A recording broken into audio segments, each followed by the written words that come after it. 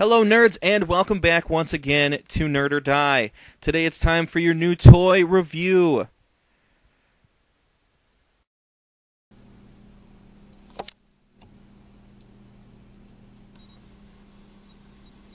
That's right, you guessed it. Today I'll be reviewing Neca's new Wasp Predator.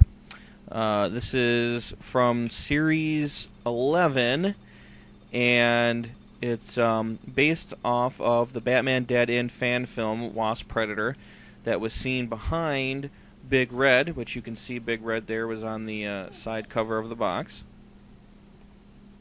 On the back here we have a nice artwork of the Wasp Predator back up in the top corner.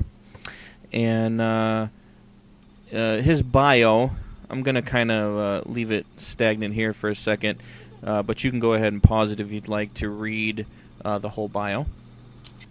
Something I like to focus on here for a second, it says that the Wasp Predator takes flight in his customized Blade Fighter vehicle. Now, the Wasp Predator is not from regular Predator lore. He was only seen in the Batman Dead End fan film. And in that, you didn't get to see really anything about his backstory or anything like that, so NECA had to make it up. So giving him a Blade Fighter vehicle is kind of neat, because they are doing the old Kenner line, so they could be giving him a nice little accessory coming up here soon. We'll have to see. I don't know, but it's kind of exciting. Alright, and here he is out of the box in all of his glory. I gotta say, once again, NECA knocked it out of the park. The sculpt is a pretty general sculpt. It looks like the original Jungle Predator. I mean, there may be some variations. I can't really tell, but it looks like a regular Predator body, more famously the Jungle Predator. But the paintwork on the skin and the armor is just awesome. I love the paintwork on the helmet. I love the black and yellow throughout the body and in the hair. I mean, it's a really nice paint scheme. It's really selling that Wasp feel.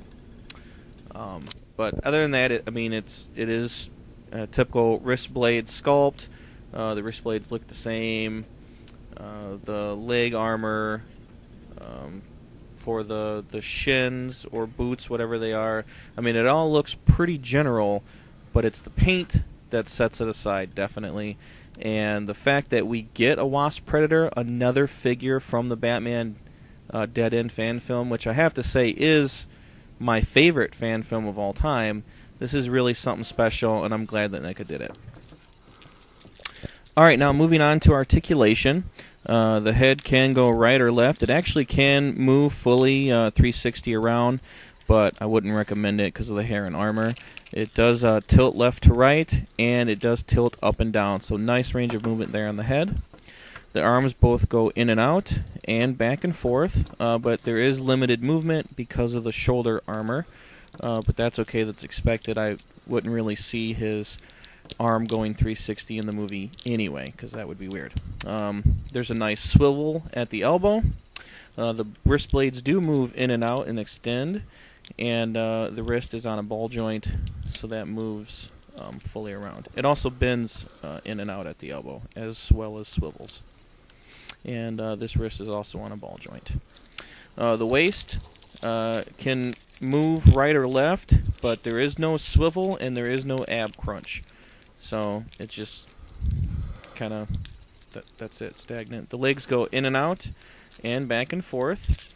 This isn't like the typical figures. It does not move or rotate at the thigh, but it does have double jointed knees. It also doesn't move or rotate down by the shins. And there is ankle pivot. The ankle can move around full 360. Same movement on the other leg. Double jointed knee and ankle pivot, and the ankle can spin around. Dun dun dun dun dun dun. Ah no! Scary alien face! No, don't eat me! I'm just kidding, guys. There's nothing to be scared of. It's just the coolest freaking accessory in the world. Alright, as you may know, this is a xenomorph skull impaled on the head of the Wasp Predator spear. Look at these guts, just like the acidy guts pouring out onto the blade. This is absolutely probably the coolest accessory on Earth. Look at that spike from the blade sticking out of the top of the head. It's just so freaking awesome. This figure's worth buying for this accessory alone. It's not a lot of detail or awesome work to set aside the bar of the spear, but the blade is awesome and the xenomorph skull is awesome. I mean, look at the detail in here, in these ridges and ribs, the spikes coming out of the top. This is just incredible. Like I said, the figure's worth buying just for this accessory alone. I'm glad that I have this accessory, and it's straight out of the movie. Now, this is generally where I do display options, but I really only see one option here, and that is displaying him with his spear just like this is awesome.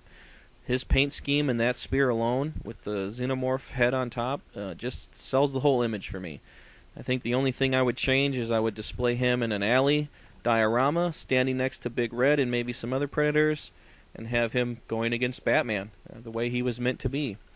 So aside from that, that's really about it. Moving on, we're going to do size comparison now.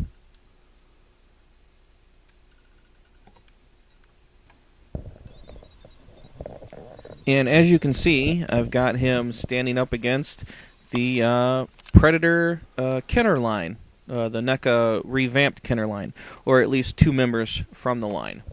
I have not done a review on them yet, but it is coming. I'm sorry. So let's just bear with me. So he's about 7.5, 8 inches tall, not quite as big as the Lava Predator or quite as big as the Egyptian Predator, but they stand in reasonable facsimile to one another. So, okay, there you go. This figure's awesome. If I had to rate him, I'd give him about an A-. I like the paint, I like the accessory, but it is the same old sculpt. But I still think if you're a Predator fan or a fan of Batman Dead End, he's a must-own. Okay, so there you go. That's going to do it for me. Once again, I'd like to thank you for joining Nerd or Die today. Questions, comments, concerns, go ahead and drop them off in the comments for me, and I'll reply as soon as I can. Also, remember, if you like me, my videos, or what I have to say, please rate, comment, subscribe below. Make sure to like the video. And check us out on Facebook, Twitter. We also have a blog and a podcast. Okay, guys, thanks. Stay nerdy. Bye-bye.